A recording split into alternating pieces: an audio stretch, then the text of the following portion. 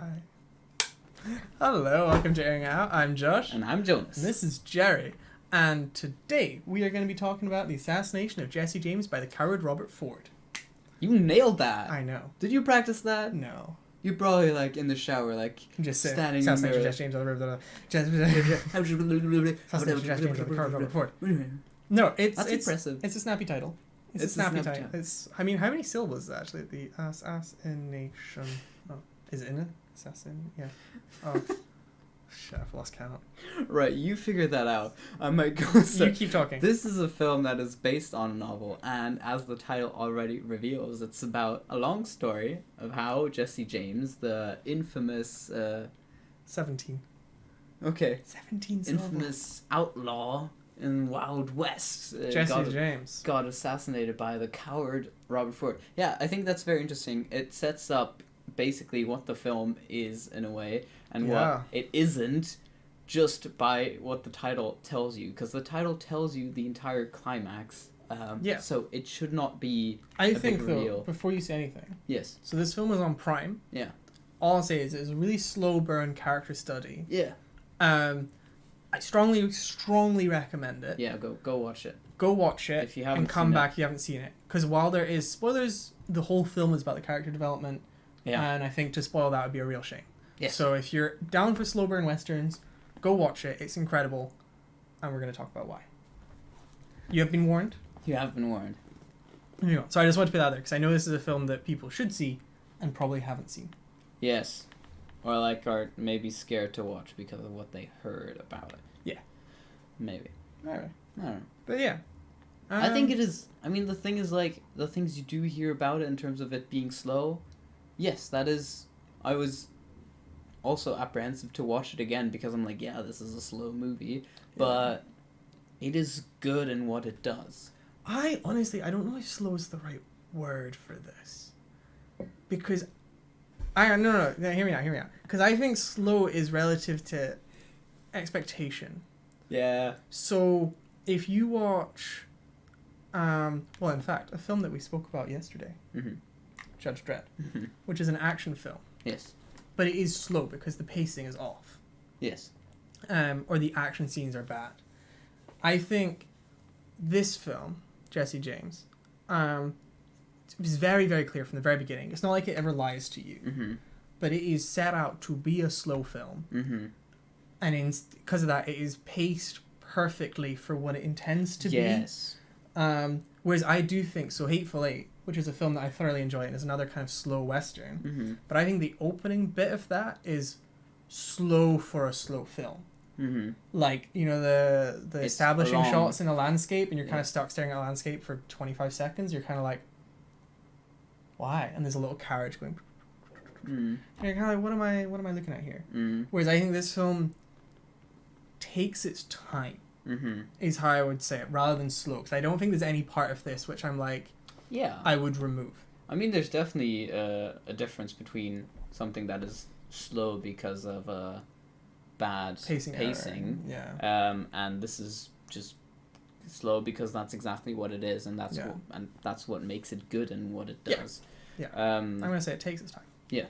Okay. Yeah.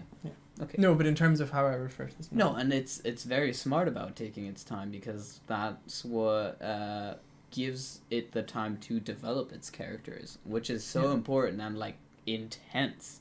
Yeah, and especially because, like you were saying, the climax is in the title. Yeah. You know what's gonna happen. Yeah, it's not about the action in that sense. It's not about what's gonna happen. Yeah, it's like big reveal or anything. Yeah. But it's how. Yeah, the question is how do you get there? Because we start with Robert Ford, who's in love with Jesse James. Has idolized this guy since he was 10. Yeah, but it's kind of awkward. I think I can relate, because of course I am not famous in the slightest. But in terms of, when you idolize someone and you meet that idol and you're a bit like, you're amazing, but you are just a human. And to kind of see those flaws, so you do start when Jesse gets limited meetings, you get to spend a couple of days with him while he moves house, and it's like, whoa. But then over time you kind of find out the truth. You know, he kills some of his friends, and you're like, all right, this isn't. Or like, yeah, I mean, he is losing it a bit. So you're like, he is arguably rightfully so. Yeah. Everyone's lying to him. Everyone's working behind his back, and you're like, no, you can understand why someone's this paranoid. Yeah. And especially in this time period, like, this is the end of the West. You know, all the outlaws are getting locked up, and it's like. No, I mean, every single one is fearing for their life for good reason, and therefore they're also all so scared of each other. Yeah. And I think that makes the film so intense, because everyone's like, we should probably shoot the other one just to be safe, because we don't know parts where like we don't Robert know what is mouthing off, and you're like, just thinking. shoot him, just please shoot him, please, like, he's gonna kill you, just shoot him. Yeah. And he never does, and like Charlie even says it, he's like, 2 million people know your name, but how many people will you actually get to like ride with you? Which that's great. It's really what I think everything goes towards it. So the shots take their time, the narrator takes his time, the music takes its time. Like, it's just the narration is a pretty funny, like, interesting thing. I like it. It's like being because it is based on a book. Yeah. It's like a story. Yeah. And I think that lends itself to knowing what's going to happen as well. It's like a bedtime story that you've heard before. Yeah. And you get that kind of like, okay, this is happening. You know what's going to happen. You're like, all right. I just wonder if there's a bit more to the role of the narrator than just like historical facts. I'm not sure if there's some more intention behind it. Yeah, I think a lot of it, for me anyway, it lends kind of authenticity to the characters. Like, there's a lot of like tiny details given out. Yeah. That really... I do want... Like, that's exactly what makes me wonder, because, like, there's some details and I'm like, who knows this? Like, who presumably wrote Robert this? Ford. Did he write that down in a diary or something? Like, why is that detail... Yeah. And but it always seems credible, It's not like they're chucking it around and you're like, well... Yeah, he blinks a lot. You're like, does he? Why? No, I think it lends authenticity. I also think because Jesse James is a character that everyone's heard of, at least, you probably have some idea of who he is. And if you start to build up that kind of idolization for the audience, like even that shot at the very start when they're robbing the train, and it's the train coming towards Jesse, he's on top of like the wooden stacks, he's got the lantern. I mean, he's cool. It's a hero shot if ever there was one. Yeah. And the audience is idolizing this character. He's Brad always got Pitt, his cigar, it's Brad Pitt, he's talking low and deep, and he's like gravelly, he's just taking his time. He's definitely like chewing scenery. Like, he's a joy to watch on screen. So if you start to idolize him and you learn all these little details about him, and then he beats up a kid and he kills some people, you're like, I don't know if you should really be killing him. And does your opinion of him change enough? I think who do you empathize with? That is cool. That's like a whole nother level that I haven't thought about. You are placed in the position of Robert Ford as an audience member as well. 100%. That's pretty cool. Because he is, like, especially when this was made, Casey Affleck wasn't really a huge star. No. And Brad Pitt was. Absolutely. Like, I think he was pretty much at the height of his fame. Yeah. So to be like, this is the main character. This is what it's about. And, there's definitely parts right before... I don't know if it's the middle. I never really look at the time during films, but it feels like the midpoint where Robert is starting to kind of mouth off a bit, and you are just a bit like, just ditch this kid, know? But then Jesse does some stuff, and you're like, I don't know, man. Like, but and he gets killed in such an unceremonious way that you are like, okay, no, right, Robert needs to. It's crazy. What I really, really love about this film is the way it's not afraid of having no dialogue at times. Yeah. Like, there are some shots where it's just holding close-up of people's eyes. Like, they're looking at one another, they're looking at specific people, and it really just sets that tone of everyone's trying to figure out what that other person is thinking about, trying to be in their head. And that's really cool. Like, to have film... I guess the director make that decision of like, I'm gonna be on set, I'm gonna shoot these people, just looking at each other for like a solid minute, and then I'm gonna actually put that in a movie. I think that's pretty brave. Yeah. And it definitely pays off because it's so cool. Like, you're also thinking like, how far along are they with knowing what the other person knows, with anticipating the next person's move, and that's really cool. It makes it so incredibly tense. Yeah. When nothing really is happening, you know, just because there's always that anticipation of like, it must click in the next moment. I mean, yeah, the whole cast is incredible, I think. Yeah. Like I said, I mean, Jeremy Renner did a really good job as well of being that kind of...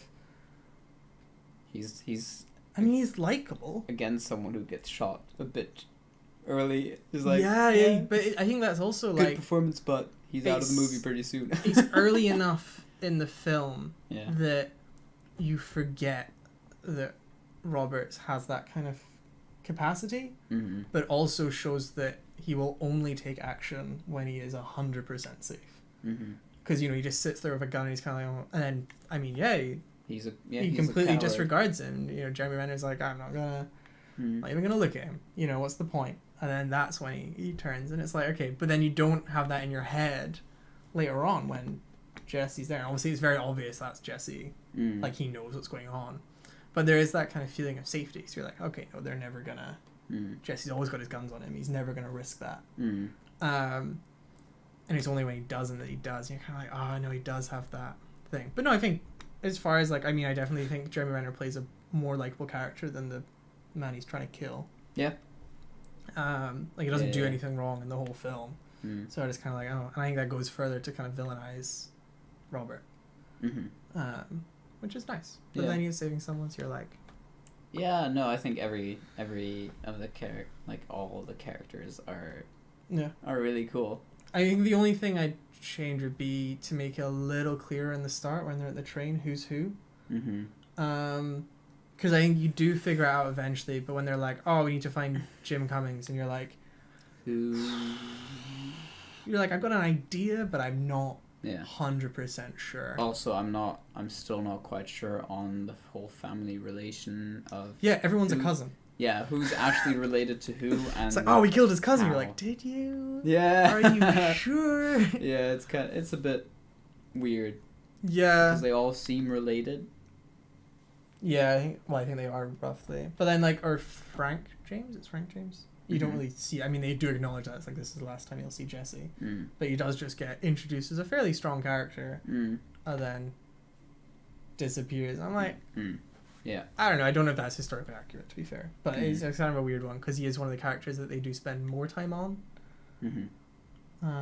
At the start. At the start, yeah, that's true. So they do actually introduce them both equally, which is interesting. Yeah, and then he spends time with Robert Ford before even Jesse does. And then just kind of disappears half an hour later, and you're kind of like, oh, okay, cool, bye. Yeah. I don't think it's to the film's detriment, but it's definitely like something when they're like, oh, you know, Wood's dead, and I'm like, okay, Wood's Jeremy Renner's character. Yeah. Cool. I've got that locked in. And I think for a film like this, I wouldn't be rewatching it every night.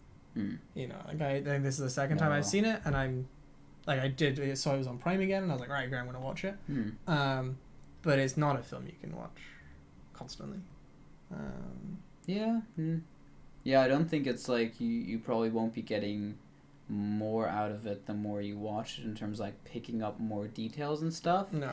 But if you're down for that kind of slow burn, but that's what I mean. I think you have to be in the mood for it. Yeah, but you're definitely gonna get a lot out of it. Like, I mean, there are other movies that are, I guess, a slow burn, but I don't think done as well.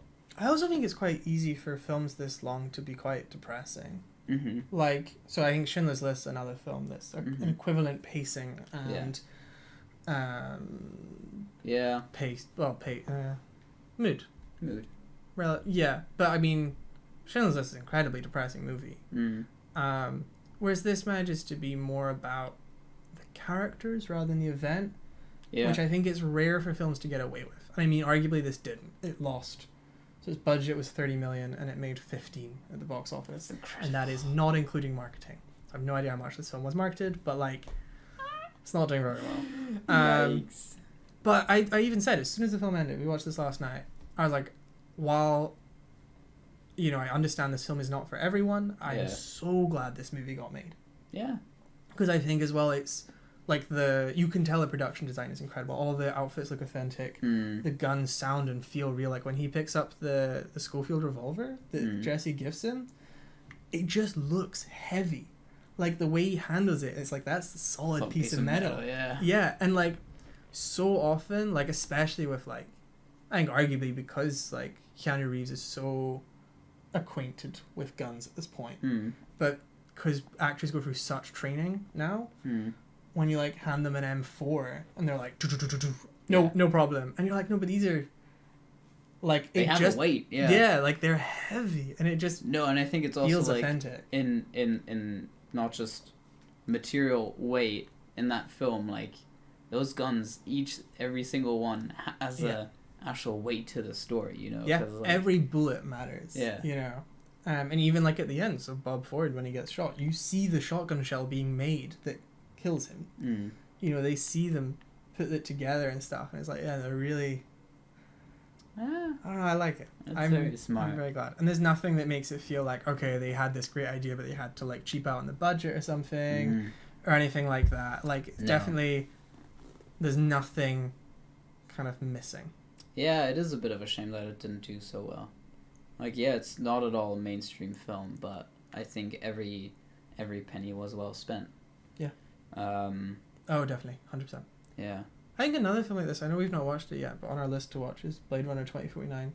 It's a film that really takes its time, but I think in a different way. So Blade Runner sets up the world a ton, and there's lots of shots of just, this is the city, this is this building, look at the architecture, and I think it's beautiful cinematography.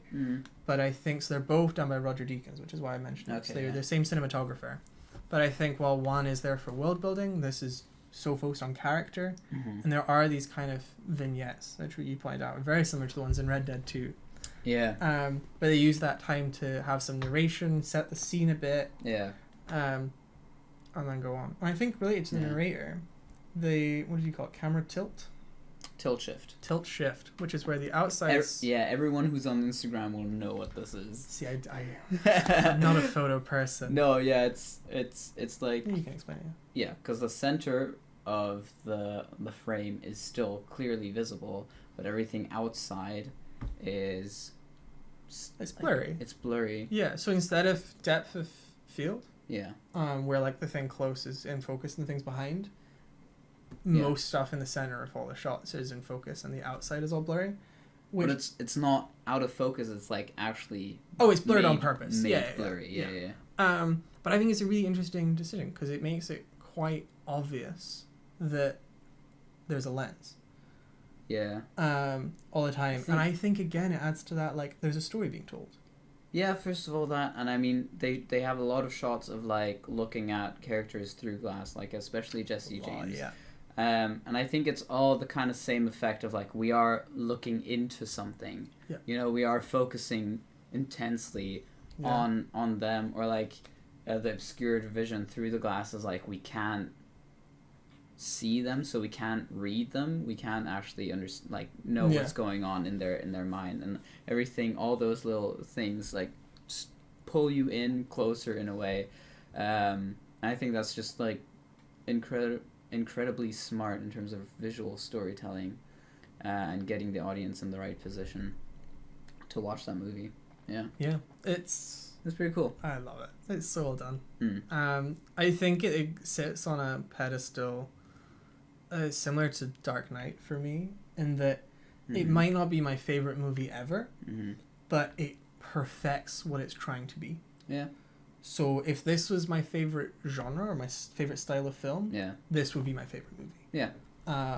Like there's nothing I would change. Yeah. I don't think it needs a shootout at any point. I don't think it needs any more time with any characters. I don't think any of the characters are particularly redundant.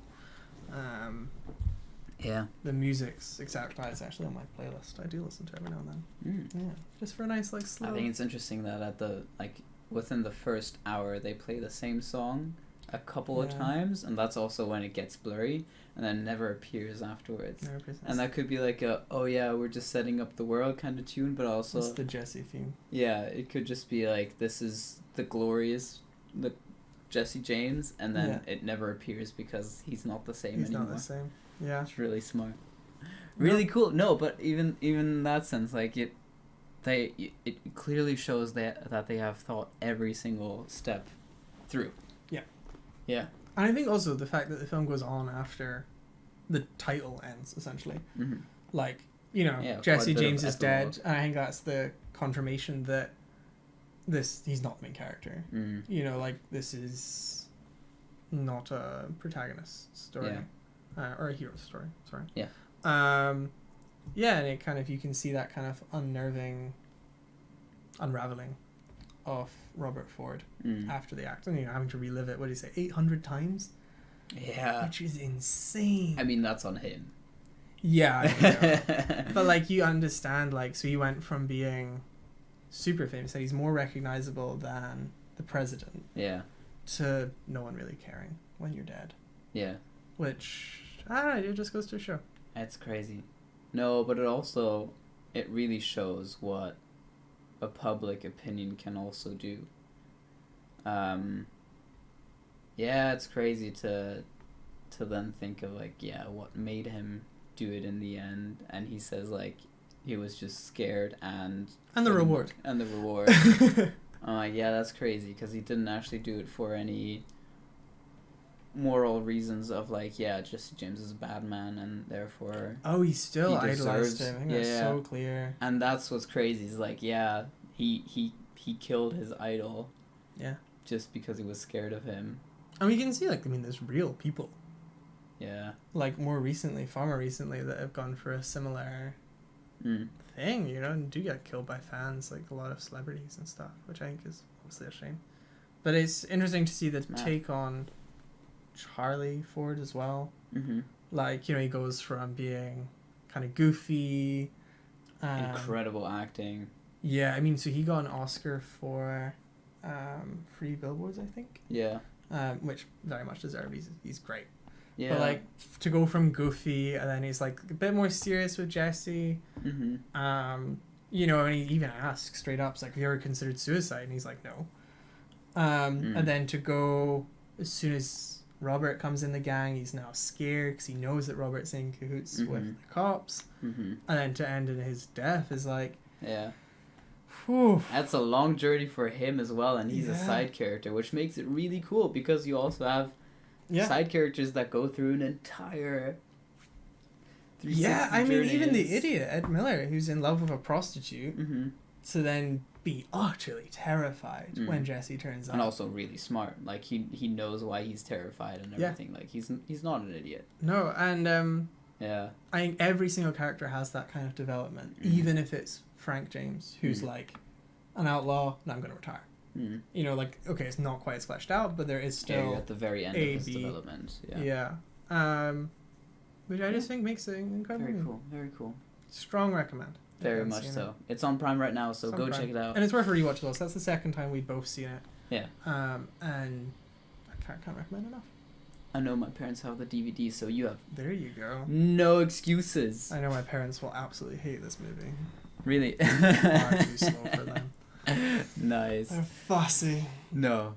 But do watch it, and leave a comment below if you actually enjoyed it as well, or if you think we're just insane. And if there's anything amazing that it does that we forgot to mention, let us know. Oh, for sure. I'm sure there is. Casey Affleck's makeup when he's on stage. Yeah. Hilarious. Mm-hmm. Actually, in terms of Charlie Ford's incredible performance, him acting as Brad Pitt, acting as Jesse James is really good. Yeah. Like, especially towards the end of their kind of theater bit. Oh, you only get to see it, like... a tiny bit. Yeah, you get a couple short sentences, you're like, that's bang on. Yeah. Like, that's great. Cool. We'll leave it there. We'll see you tomorrow. Bye!